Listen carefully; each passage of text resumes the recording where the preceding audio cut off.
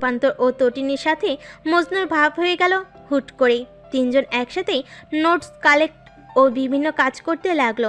নিঃসন্দেহে মজনু একটি ভালো ছেলে, কিন্তু যেমনটা হোক সেটা সহ্য হলো না রুদ্রের। সে মজনুর ব্যাপারে খোঁজ নিল। ছেলে খুবই ভালো এবং সহজ সরল। রুদ্রের চিন্তা কমল। রূপান্তর অনলাইনে একজন পুরুষের প্রেমে পড়েছিল, কিন্তু পুরুষটি তাকে পাত্তা দেয়নি, মূলত মূল্যায়ন করেনি। সেজন্য মাঝে মধ্যে রূপান্তরের মনে অদ্ভুত শূন্যতা অনুভব হয়।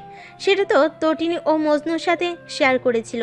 তটিনী পিঠ চাপড়ে বলেছিল, চিল বেগম রোকেয়া, এসব কত আসবে কত যাবে।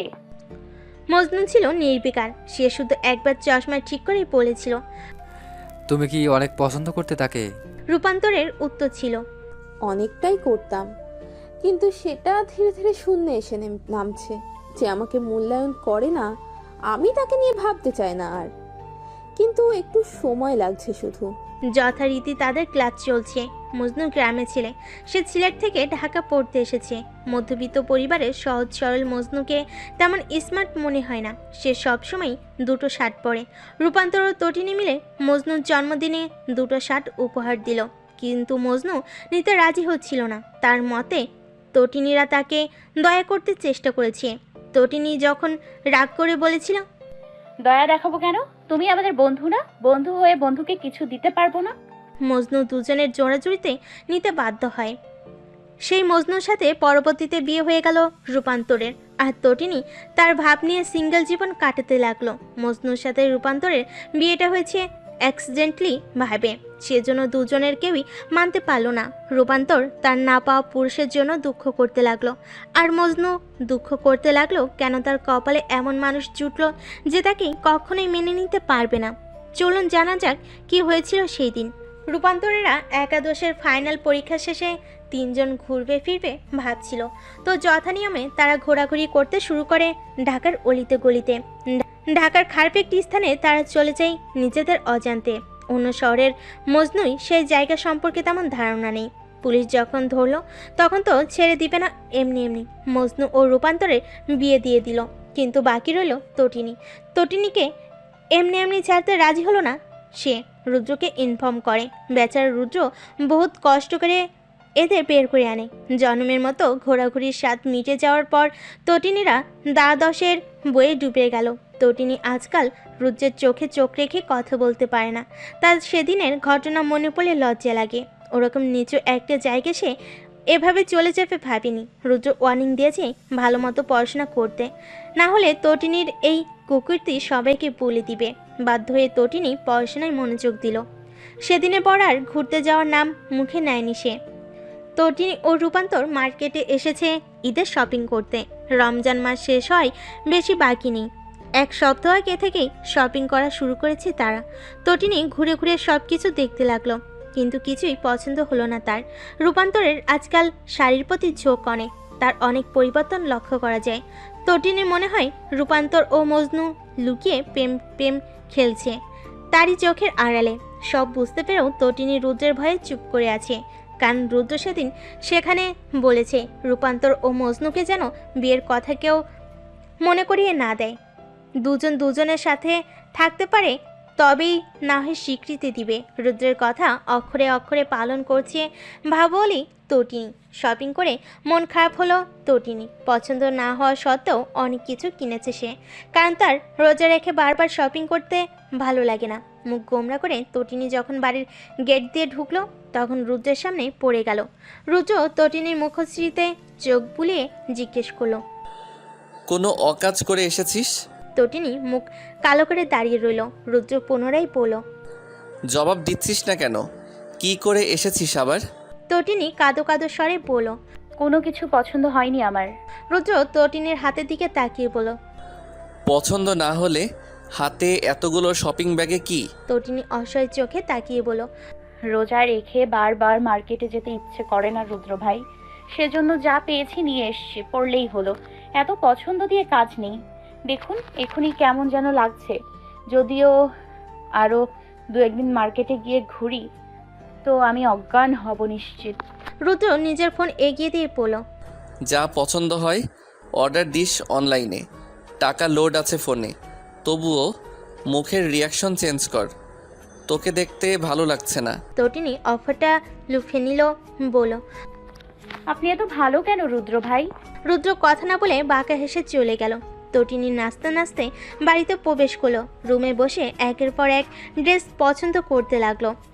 আজ রুদ্রের অ্যাকাউন্ট ফাঁকা করার ধান্দা তার। সেদিনের ধমকাধমকি প্রতিশোধ নিবে সে। যথা নিয়মে তটিনী মোট 5টা দামি ড্রেস অর্ডার করে ফেল। রুদ্রের অ্যাকাউন্টে 50,000 টাকা এক বসাতেই নাই হয়ে গেল। রুদ্রের বাটন ফোনে নোটিফিকেশন আসতে লাগলো বারবার। রুদ্র হতভম্ব হয়ে তটিনীকে কল করলো, কিন্তু চালাক তটিনী ধরল না। রুদ্রের মাথায় হাত। রুদ্রের অ্যাকাউন্টে 90,000-এর মতো টাকা ছিল। পড়াশোনার পাশাপাশি বাপ চাচার বিজনেসও সামলায় সে। নিজের কষ্টের টাকা এভাবে উধাও হয়ে যাচ্ছে দেখে রুদ্রের বুকে ব্যথা করতে লাগলো। তটিনীর নাম্বারে ডায়াল করতে করতে বাড়িতে আসতে লাগলো দৌড়ে। তটিনী রুদ্রের মোবাইল রুবা নাহারের হাতে দিয়ে নিজের রুমের দরজা বন্ধ করে দিল। শান্তির ঘুম দিবে সে এবার। আপাতত ইফতারের টাইম ছাড়া রুদ্রের সাথে তার দেখা হওয়ার চান্স নেই। রুদ্র বাড়িতে এসে মায়ের হাত থেকে নিজের মোবাইল নিয়ে হতভম্ব হয়ে তাকিয়ে রইল। রুবা নাহার ছেলের দিকে তাকিয়ে বলেন, কি হয়েছে রোদু? রুদ্র দাঁত কিরমিরিয়ে পড়ল। কিছু না মা। রুদ্র হনহন করে নিজের রুমে গেল। এক ট্যানের টি শার্ট খুলে ছুঁড়ে ফেললো মেঝেতে। তটিনীর মোবাইলে বার্তা পাঠালো। ঐশীর বাচ্চা ঐশী, চালাকি করলি তো, প্রতিশোধ নিলি। আমার টাকা যদি আমি উসুল না করছি তো আমার নামও রুদ্র ইরফান নয়, তোকে আমি ছাড়বো না। তটিনীর রিপ্লাই আসলো কিছু মিনিট পর। অপ্রিয় রুদ্র ভাই আমার, ভবিষ্যতে আমি আপনার টাকা দিয়ে দিব। শুধু একটা জামাইয়ের অপেক্ষা। আপনাকে আমার জামাইয়ের টাকার গরম দেখিয়ে হাওয়া করতে না পারলে আমিও তটিনী ইফাত ঐশী নই। হাহ, নামটা মনে রাখবেন। রুদ্র ফের লিখলো, তোর মাথায় এত গোবরে ভরা কেন? শয়তান একটা, সব সময় শয়তানি নিয়ে ঘুরে। তোরে আমি মায়া করে মোবাইল দিছি, তুই সেটার মান রাখলি না। আর জীবনে কিছু চাইতে আসিস, ফহিন্নি কোথাকার। তটিনীর আগে গজগজ করতে করতে রিপ্লাই দিল। আপনি ভিখারির সাথে আপনার বাপ চাচাও। রুদ্র হতভম্ব হয়ে উত্তর দিল। নিজের বাপকেও ছাড়লি না, কেমন মেয়ে তুই? তটিনীর কথাটা গায়ে লাগলো, বলল, আমার গোষ্ঠীর আপনি ছাড়া সবাই ধনী। আপনি একাই ফকিরনি, আপনি একাই ফহিননি ও কিপটে, বুঝেছেন? মাথা ছেঁড়া রুদ্র ভাই। রুদ্রের মাথা ঘুরতে লাগলো। তার ছিঁড়া শুনেছে সে, কিন্তু মাথা ছিঁড়া শুনেনি। গোধূলি বিকেল পেরিয়ে মসজিদে আজান শোনা গেল। রুদ্র ও তটিনী টেবিলে মুখোমুখি। ইফতার করে সবাই নামাজ পড়তে চলে গেল। তটিনী পেটে হাত দিয়ে সোফায় বসে পড়ল। রুদ্র টুপি মাথায় দিয়ে বের হয়ে যেতে যেতে পড়ল, বাসায় একমাত্র এই একটার জন্যেই অশান্তি হবে। রোজা রাখে, ইফতার করে, কিন্তু নামাজ পড়ার সময় যত অলসতা। তটিনী তড়িৎ গতিতে দাঁড়ালো, বলল, আপনি কিভাবে জানেন আমি নামাজ পড়ি না? মানে কোনো টপিক পেয়ে গেলেই হলো আপনার। আমার থেকে প্রতিশোধ নিবেন নিন, কিন্তু নামাজ নিয়ে না। আমি নিয়মিত নামাজ পড়ি। হ্যাঁ, রোজা রেখে নামাজ পড়বো না কেন? আপনার মতো পেয়েছেন নাকি সারাদিন ঘুমিয়ে ঘুমিয়ে কাটাবো? রুদ্র হানহান করে চলে গেল। তিনি মুখ বাঁকিয়ে সিঁড়ি পেরিয়ে উঠতে লাগলো। তাকে এখন দুনিয়ার সমস্ত আলসেমি ঘিরে ধরেছে। আলসেমিকে সাইডে রেখে সে নামাজ আদায় করলো, কিন্তু তাতেও তার পেট ফেটে যাওয়ার মতো ব্যথা কমলো না। সে ঘরের এদিক সেদিক হাঁটতে লাগলো। নামাজ শেষে সবাই নিজ নিজ ঘরে অবস্থান করছে। তটিনীর মাথা ঘুরতে শুরু করলো। সে ধপাস করে মেঝেতে পড়ে গেল। নিভু নিভু চোখে তাকে আপনজনদের খুঁজতে লাগলো। তটিনী গলার স্বর যতটুকু সম্ভব বাড়িয়ে চিৎকার করলো। মা, ঈশানী দৌড়ে বের হলেন। চিৎকার সবার কানে পৌঁছে গেল। বাড়ির সবাই জড়ো হলেন তটিনীর রুমে। ঈশানী মেয়ের মাথা কোলে নিয়ে বলতে লাগলেন, কি হয়েছে তোর মা? তটিনীকে ধরে বিছানায় শুয়ে দেওয়া হলো। রুদ্র ডাক্তারকে ফোন করলো। তটিনীর শরীর কাঁপছে। কাদো কাদো মুখ করে তাকিয়ে বলল, আমার কি হয়েছে মা? আমি কি বাঁচবো না? রোবানাহার ধমক দিয়ে পড়লেন, একদম এসব বলবে না টুটিনি, তোমার কিচ্ছু হয়নি। ডাক্তার তটিনীকে চেক আপ করে বললেন, রমজান মাস, গ্যাসের প্রবলেম করে বেশি। ওকে প্রতিদিন সেহরিতে ওষুধ খাওয়াবেন, তারপর খাবার খেয়ে দিবেন। প্রেশারও কমে গেছে, প্রেশারের ওষুধ খাওয়াবেন, চিন্তার কিছু নেই। ঈশানী মেয়ের দিকে তাকিয়ে বলেন। আমার চঞ্চল মেয়েটা কিরকম শান্ত হয়ে গেছে ডাক্তার। ডাক্তার হেসে বলেন। চিন্তা করবেন না, সে একটু পরেই আগের মতো হয়ে যাবে। রুদ্র ডাক্তারের কথা মতো ওষুধ আনতে গেল। রোবানাহার বলেন। এগুলো তো ঘরেই আছে, আমাদেরও খেয়াল রাখা উচিত ছিল। রমজানে এমন সমস্যা প্রায় অনেকেরই হয়। রোবানহার ওষুধ এনে তটিনীকে খাইয়ে দিলেন। তটিনী কিছু সময় পরেই ঘুমিয়ে গেল। রুদ্র দীর্ঘশ্বাস ছেড়ে নিজের রুমে চলে গেল। ঈশানী তটিনীর মাথার কাছে বসে থাকলেন এশার নামাজের পূর্ব পর্যন্ত। তটিনীর ঘুম ভাঙল 10টার দিকে। সে তখন পুরো ফিট। তাকে দেখে মনে হবে না সে কিছু ঘন্টা আগেও অসুস্থ হয়ে গেছিল। লাফিয়ে লাফিয়ে সে খাবার টেবিলে বসে পড়ল। চিকেন রোস্ট খেতে খেতে বলল। এত ইয়াম্মি কেন সব? উফ, বড় মা, এটা যা হয়েছে না, ওয়াও। রুদ্র গম্ভীর স্বরে বলল। খাবি খা, এত চেঁচাচ্ছিস কেন? তটিনী মুখের টুকু গিলে পড়ল। আপনার সমস্যা কি? আমার যা ইচ্ছে তাই করব। রাত চিকেন লেগ পিস চিবোতে চিবোতে বলল। সত্যি অনেক মজা। তুরফান ও রাজ একে অপরের দিকে চোখাচুকি করতেই তটিনী ভুরু কুচকে ফেল। রুদ্রের দিকে তাকিয়ে বলল। ওরা নিশ্চিত কোনো প্ল্যান করছে রুদ্র ভাই। আগের বারের মতো আজও আপনার দিকে আমার রোস্ট চলে গেলে আমার কোনো দোষ নেই। ওরাই এসব করে সব সময়। আমি আগে থেকে আপনাকে জানিয়ে রাখলাম। রুদ্র চোখ গরম করে রাজ ও তুরফানকে সাজালো। দুজন ভদ্র বাচ্চা হয়ে খেতে লাগলো। তটিনী দাঁত বের করে হাসলো। সেই কত বছর আগের প্রতিশোধ নিতে পারলো সে আজ। বেশ হয়েছে। দুটো অনেক জ্বালিয়েছিল তাকে, কিন্তু রাজ ও তুরফানের মনে ছিল অন্য কিছু। তটিনী হাঁসের মাংস পছন্দ করে না। রাজ ও তুরফান প্ল্যান করে তটিনীর দিক থেকে চিকেনের বাটি সরিয়ে ফেল। তটিনী সেদিকে খেয়াল নেই। সে হাতে কিচেনের বদলে হাঁসের মাংস নিয়ে মুখে দিয়ে ফেল। স্বাদ ভিন্ন মনে হতেই সে চোখ বড় বড় করে তাকালো নিজের হাতের দিকে। হাতের মাংস মেঝেতে ফেলে দিয়ে হড়বড় করে বমি করে দিল খাবার টেবিলে, যার কিছুটা রুদ্রের প্লেটেও গিয়ে পড়ল। রুদ্র হতভম্ব হয়ে দাঁড়িয়ে গেল। সবাই তটিনীকে নিয়ে ব্যস্ত হলো আবারও। রুদ্রের ঘেন্নায় বমি পেতে লাগলো। ঈশানী সবাইকে সোফাতে বসতে বললেন। সব কিছু পরিষ্কার করে আবারও টেবিলে খাবার দিলেন, কিন্তু ঠিকমতো খেতে পারলেন না কেউই। সবার মনে খুঁতখুত থেকে গেল, খাবারে আবার বমি পড়ে যায়নি তো। রুদ্র তো খেতে এলো না আর। তটিনী মন খারাপ করে বসে থাকলো। ঈশানী মেয়েকে বকলেন না, কারণ তিনি জানেন তার মেয়ে অসুস্থ। রমজান মাসে সেহরি খেয়ে ঘুমানোর পর মূলত সবাই ভোরে ঘুম থেকে উঠতে চায় না। তটিনীর ভোরের পর আর ঘুম ধরা দিল না। সে বাগানে হাঁটতে বের হলো মোবাইল হাতে নিয়ে। নিজের রুমের বারান্দা থেকে বাগানে তটিনীকে দেখতে পেল রুদ্র। মাস্টার্সে ভর্তির প্রস্তুতি সে এখন থেকে শুরু করেছে। ভালো কথা, সে বিদেশে উচ্চশিক্ষা নিতে যাবে। মূলত সেজন্যই এমন প্রস্তুতি। তটিনীর দেখা ওই স্বপ্নের মতো হয়তো তটিনী পাল্টাবে না, কিন্তু রুদ্র ঠিকই বিদেশে যাবে পড়তে। চোখের সাদা ফ্রেমের চশমা খুলে রুদ্র বাড়ি থেকে বের হলো। বাগানে এদিক ওদিক তাকিয়ে তটিনীকে খুঁজে চলো। মুহূর্তে তার চোখে ধরা দিল কোনো জানাতি হুর। তটিনীর পরনে সাদা রঙের ড্রেস, সাদা লং কুর্তি, মাথায় ওড়না দেওয়া। এত পবিত্র দেখতে লাগছে যে রুদ্রের চোখ জ্বলে উঠল। দৃষ্টি ফিরিয়ে নিয়ে সে নিজেকে স্বাভাবিক করলো। তখনই তটিনী ফিরে তাকালো। হাতে তার সাদা নাম না জানা ফুল, কানে সেটা গুজে নিল। রুদ্রের দিকে এগিয়ে এসে হেসে হেসে বলল। আপনি এত সকালে পড়াশোনা করছিলেন বুঝি? রুদ্রের দৃষ্টি মাটির দিকে বলল। হ্যাঁ, বাগানে একটু হাঁটতে এলাম। তটিনী আবদার করলো। চলুন না বাইরে থেকে হেঁটে আসি। রুদ্র আবদার ফেলতে পারলো না। গেট দিয়ে হাঁটা শুরু করলো। ইশারা বুঝে তটিনী হাঁটতে শুরু করলো রুদ্রের পিছে পিছে। পুরো এলাকা হেঁটে বেড়ালো দুজন। সকাল 8টার দিকে বাড়িতে পৌঁছে যে যার রুমে চলে গেল। রুদ্র নিজের রুমে গিয়ে থ মেরে রইল। তার চোখে কখনো তটিনীর এত পবিত্রতা ধরা পড়েনি। এই প্রথম তার অন্যরকম অনুভূতি হচ্ছে। তটিনীকে আবার দেখতে ইচ্ছে করছে, ছুঁয়ে দিতে ইচ্ছে করলেও দূরতে থাকতে ইচ্ছে করছে। মনে হচ্ছে ছুঁয়ে দিলেই অপবিত্র হয়ে যাবে তার ছোট্ট ফুল। তটিনীকে নিয়ে রুদ্র ডায়েরির ভাঁজে লিখে ফেলল কিছু আবেগী কথামালা। নদীতে মানুষ ময়লা আবর্জনা ফেলে দেয়, কেউ কেউ গোসল করে, নৌকা দিয়ে পারাপার হয়, কিন্তু আমি তটিনী ইফফাত নামক মানবী নদীর থেকে পারাপার হতে চাই না, বরং তার পবিত্রতা রক্ষা করে যেতে চাই আজীবন। মানবী নদীর মাঝে একমাত্র আমিই ডুব দিতে চাই, আবর্জনা নয়। তাকে প্রেমের মাদকতার চাদরে মুড়িয়ে রাখতে চাই। প্রিয় পবিত্রতা, তুমি সকালের স্নিগ্ধ পবিত্র ফুলের মতোই একটি পবিত্র আত্মা।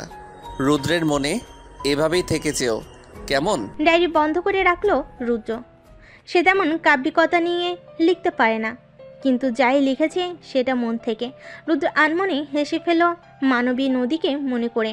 রুদ্রের রোমান্টিক মনের 12টা বাজেতে মুঠোফোন মানবী নদীর বার্তা এলো। আপনার মানিব্যাগটা জুতা কেনার পর ফেরত দিব রুদ্র ভাই। গত মাসে 3 জোড়া জুতা কিনেছিলাম, একটাও জুইতের না। ভালো দেখে দামি ব্র্যান্ডের অন্তত 5 জোড়া জুতা কিনে নেই। প্রমিস করছি আপনার মানিব্যাগ যথাসময়ে ফেরত দিয়ে যাব। রুদ্রের রোমান্টিক ভাব দূর আকাশে পালালো। তার মনে হলো তার রোমান্টিকতা তাকে দাঁত কিনমিনিয়ে বলছে। লজ্জা করে না এমন পাষণ্ড মানবীকে নিয়ে রোমান্টিক ভাবনা ভাবতে? আমার কি আত্মসম্মান নেই? নেক্সট টাইম আমাকে না এনে আনরোমান্টিকতা আনবি, খবরদার। আবার তোর মনে এনেছিস তো? রুদ্র নিজের ভাবনাই হেসে ফেল। তটিনীর প্রতি আজ রাগ হলো না, মানবী নদীকে এমন রূপেই তো মানায়। আয়নার সামনে দাঁড়িয়ে তৈরি হচ্ছে তটিনী। পরনে সাদা পাথরের কাজ করা ড্রেস, মাথায় লম্বা বেনি করা, ঠোঁটে লিপস্টিক লাগিয়ে নিজের সাজ কমপ্লিট করলো সে। এরই মধ্যে তার ছোট আন্টি এসে বললেন, পাত্র চলে আসছে কাছেই। তটিনী লজ্জা পেল, আয়নার দিকে তাকিয়ে নিজেকে দেখতে লাগলো। মিনমিন করে জিজ্ঞাসা করলো, পাত্রের নাম কি আন্টি? রুদ্র। ঘুম থেকে লাফ দিয়ে উঠল তটিনী। শেষ পর্যন্ত এমন স্বপ্ন দেখতে হলো তাকে। তটিনী মাথা ভনভন করছে। চারিদিক থেকে রুদ্র প্রতিধ্বনি শোনা যাচ্ছে। বিছানা থেকে উঠে কাছের জানালার গ্লাস খুলল সে। বাহিরে ভোরের আলো ফুটে গেছে। সেউরি খেয়ে ঘুমিয়েছিল সে। ভোরের পাখিদের কিচিরমিচির আওয়াজ শোনা যাচ্ছে। তটিনী নিজের মুখে হাত বুলালো। রুম থেকে বের হয়ে নিচে নামতে লাগলো। রুদ্র তখন ড্রয়িং রুমে বসে বাবা চাচাদের অফিসে কিছু ফাইল দেখছিল। এত সকালে তটিনীকে নামতে দেখে কপালে ভাঁজ পড়ল তার। ভুরু কুচকে বলল, এত সকালে উঠেছিস কেন? যা গিয়ে ঘুমা। তটিনী লজ্জে পেল। রুদ্রকে নিয়ে অমন আজগুবি স্বপ্নই তাকে কেন দেখতে হলো? সে আবার স্বাভাবিক হবে কিভাবে? রুদ্র তটিনীর কোনো উত্তর না পেয়ে বলল, কি ব্যাপার, কথা বলছিস না কেন? তটিনী মিনমিন করে বলল, কিছু না রুদ্র ভাই, ওই ঘুম ভেঙে গেল সেজন্য উঠে আসলাম। রুদ্র নিজ থেকে প্রস্তাব দিল। হাঁটতে বের হবি? তটিনী ইচ্ছে থাকা সত্ত্বেও বলল, না রুদ্র ভাই, আজ হাঁটতে যেতে ইচ্ছে করছে না। রুদ্র আশ্চর্য হলো হয়তো। যে মেয়ে হাঁটতে পছন্দ করে তার নাকি হাঁটতে যেতে ইচ্ছে করছে না। রুদ্র গম্ভীর স্বরে বলল, কি হয়েছে তোর?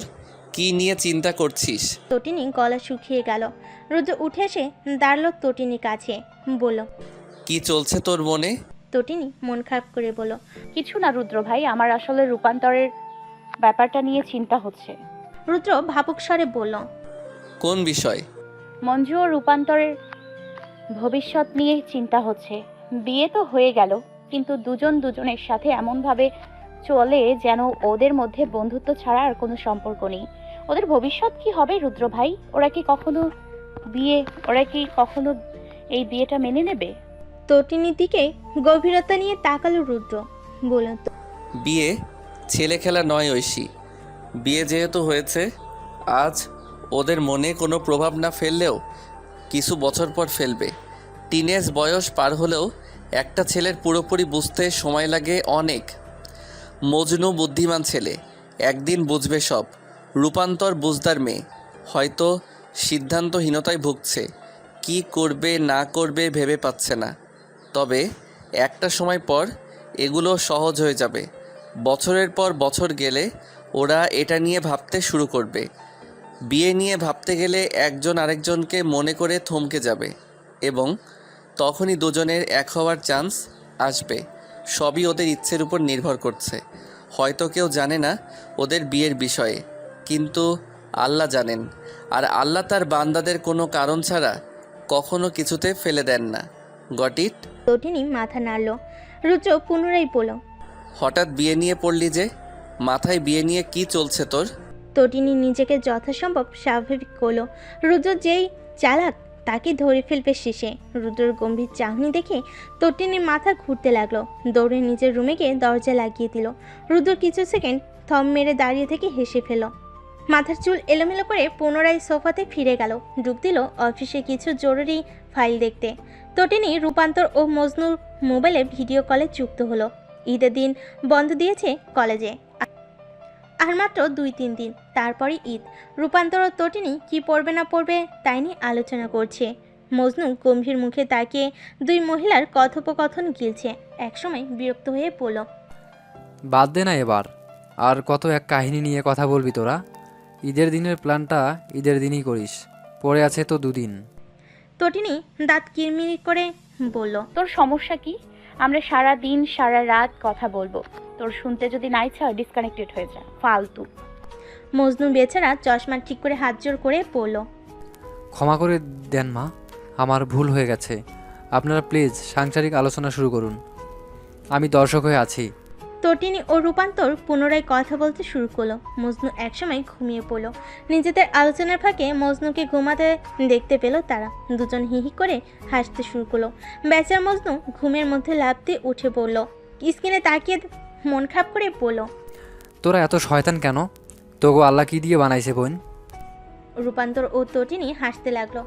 মজনু ডিসকানেক্ট হয়ে ঘুমিয়ে ডুবে গেল। রূপান্তর ও তটিনীর দিকে তাকিয়ে বলল, বেচারাকে অনেক জ্বালাই আমরা। তটিনী মুখ বাঁকিয়ে বলল। আহারে, মায়া হচ্ছে বুঝি? রূপান্তর কিছু বলল না। তটিনী সিরিয়াস হয়ে বলল, কিছু কি ভাববি না?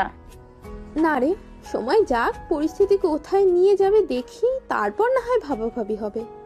তাছাড়া দুজনেই স্টুডেন্ট, আমি এখনো বিশ্বাসই করতে পারছি না মজনু আমার। যাই হোক, বাদ দে ওসব কথা, ইফতারের পর কথা হবে কেমন? তটিনী অনলাইন থেকে বের হলো। তার মন খারাপ হলো বান্ধবীর জন্য। জীবন এমন কেন? সে যাকে চায় তাকে পায় না, আর যাকে নিয়ে কিছু ভাবেনি তার সাথেই জীবন জুড়ে যায়। এ কেমন খেলা? তটিনী দীর্ঘশ্বাস ছাড়ল। হয়তো রুদ্রের কথাই ঠিক, একটা সময় পর দুজন ভাবতে বসবে, কিন্তু তখন দেরি হয়ে যাবে না তো? তটিনী তার ছোট্ট মাথাতে চাপ দিল না, আর ফেসবুকে গিয়ে পোস্ট করলো, যে যাকে চায় তাকে পায় না কেন? রুদ্র হয়তো তখন অ্যাক্টিভ ছিল। তটিনীর পোস্টে হা রিয়াক্ট দিয়ে ইনবক্সে মেসেজে ঝড় তুলো। সেগুলো এমন, নিব্বি কার লগে টাঙ্কি মারস, কী সব পোস্ট করস, কারে তুই পাস নাই, ঐশীর বাচ্চা, তোরে খুন করে ফেলবো। এসব আজাইরা পোস্ট করার মানে কি? রমজান মাসে তোরে কি শয়তানে লাড়ে? ফাজিলের ফাজিল, সারাদিন টই করে ঘুরে আর ফেসবুকে স্ট্যাটাস দেয় যে যাকে যায় তাকে পাই না কেন। একবার ঘর থেকে বের হ, তোকে বোঝাবো কেন পায় না। পড়াশোনা বাদ দিয়ে এসব করিস, বেয়াদব একটা। রুদ্রের দীর্ঘ ভাষণে তটিনীর মাথা ঘুরতে লাগলো। সে তৎক্ষণাৎ পোস্টটা ডিলিট করে দিল। মনে মনে প্রতিজ্ঞা করলো ইহ জন্মে আর কখনো স্যাড পোস্ট করবে না। সেটা যদি তার সাথেও হয় তবুও না। রুদ্র ভাইয়ের মতো পাবলিক লিস্টে রেখে কখনো স্যাড পোস্ট করা মানে নিজের পায়ে নিজেই কোড়াল মারা। এমন ডেঞ্জারাস পাবলিক যার লিস্টে থাকে তার জন্য জীবনে দুঃখ থাকতেই নেই, দুঃখের কথা ভাবতেও নেই। তটিনী বার্তা লিখলো, আমি নিজের জন্য এটা পোস্ট করিনি রুদ্র ভাই। সকালে আপনাকে যা বললাম ওগুলো মাথায় ঘুরছিল, সেজন্য পোস্ট করেছি। আমি আর স্যাড পোস্ট করব না। আপনি প্লিজ মা বাবাকে কিছু বললেন না। আমি তাদের শান্তশিষ্ট বাচ্চা, পরে তারা চিন্তা করবে। রুদ্র তটিনীর বার্তা পড়ে তাচ্ছিল্য করে পড়ল, শান্তশিষ্ট বাচ্চা, হ্যাঁ।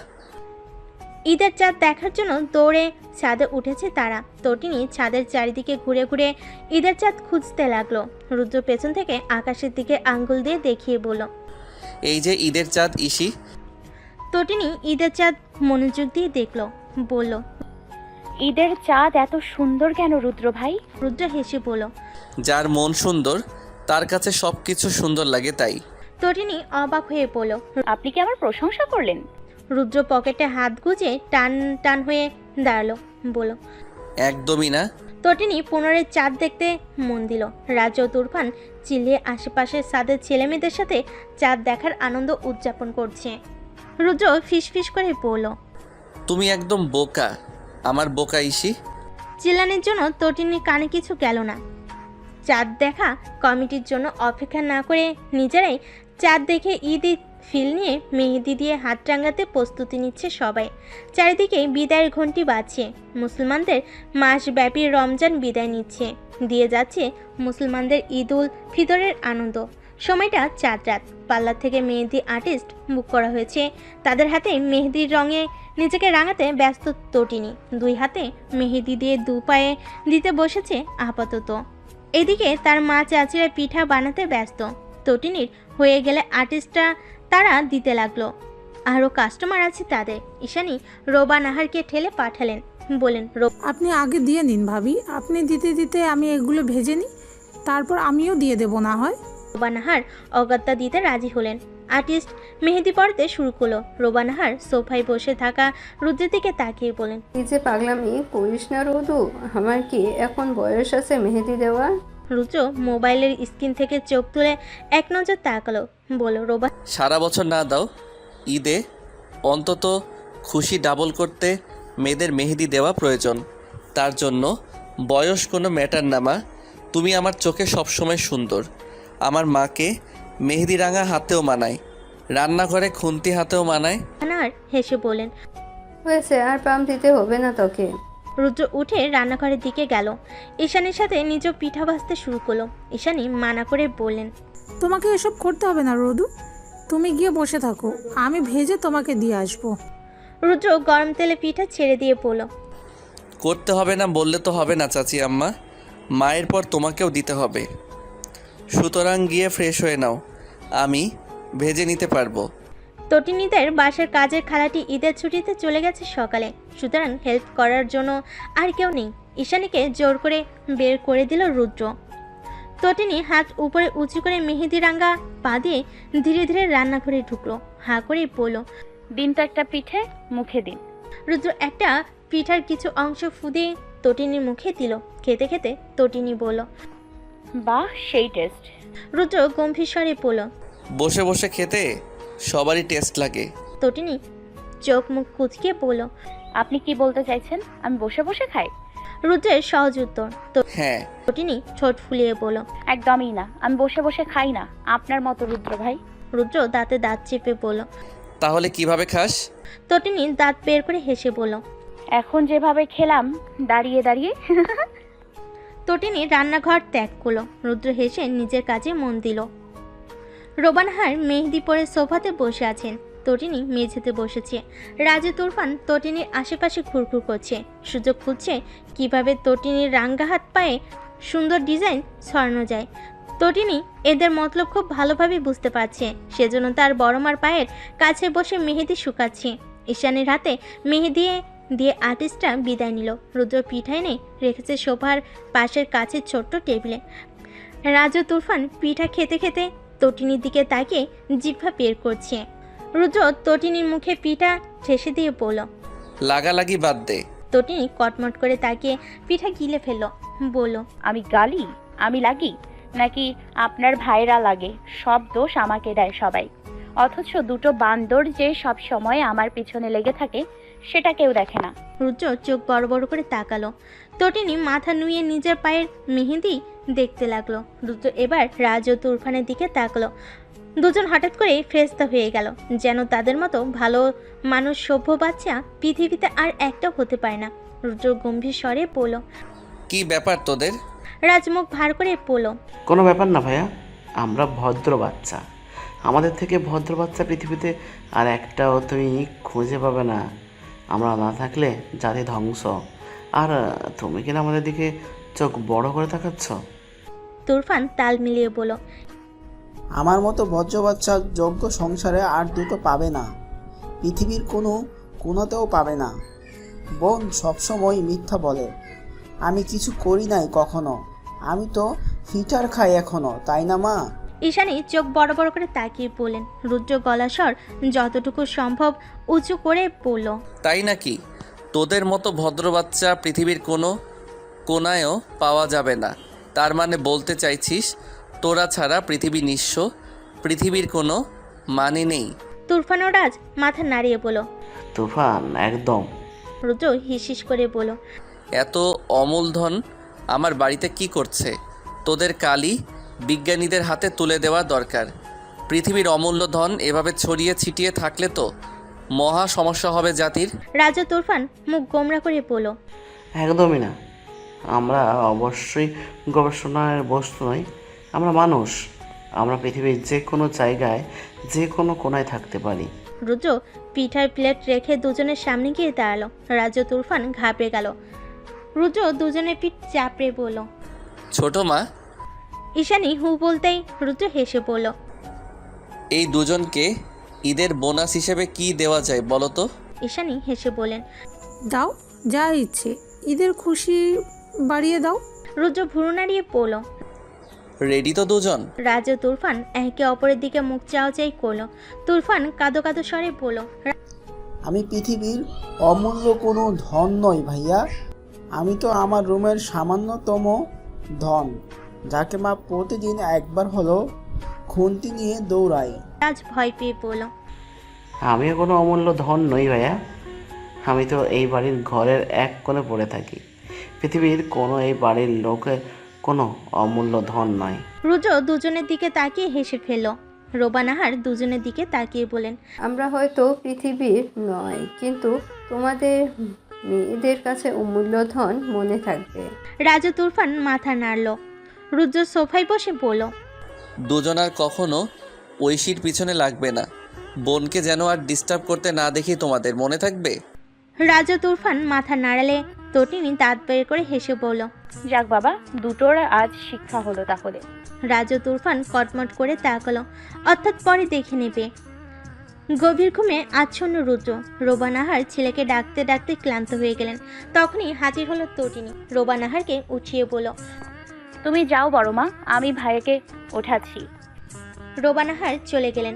তটিনী প্রথমে রুদ্রের নাকে সুরসুরি দিল, কিন্তু না, রুদ্র উঠল না। তারপর সে নিজের রুম থেকে মেকআপ বক্স নিয়ে আসলো।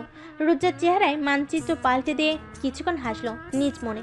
রুদ্রকে ডাকতে লাগলো সে, কিন্তু রুদ্রের কোনো সাড়া নেই। অগত্যার তটিনী পানির জগ হাতে নিল, সম্পূর্ণ পানি ঢেলে দিল রুদ্রের চোখে মুখে, যা রুদ্র সহ রুদ্রের সুন্দর বিছানাকেও ভিজিয়ে ফেলল অনায়াসে। ধরফর করে উঠে বসলো রুদ্র। চোখ কষলে তটিনীর দিকে অগ্নি চোখে তাকালো। তটিনী জিহ্বা বের করে ভেঙচি দেখিয়ে বলল, সেই কবে থেকে ডাকছি, আপনার তো ওঠার কোনো নামই নেই রুদ্র ভাই, সেজন্য বাধ্য হয়ে পানি ঢাললাম। রুদ্র দাঁতে দাঁত চেপে বলল, তাই বলে তুই পানি ঢেলে সব কিছু ভাসিয়ে দিবি?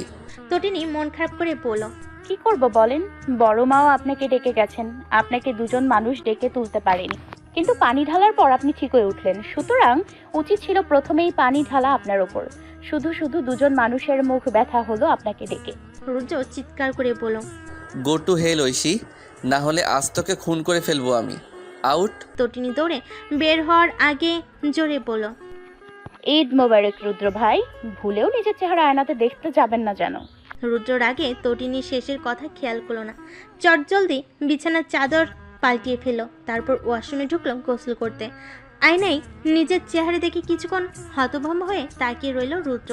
হাতে মেকআপ নিয়ে তার চোখের সামনে ধরল।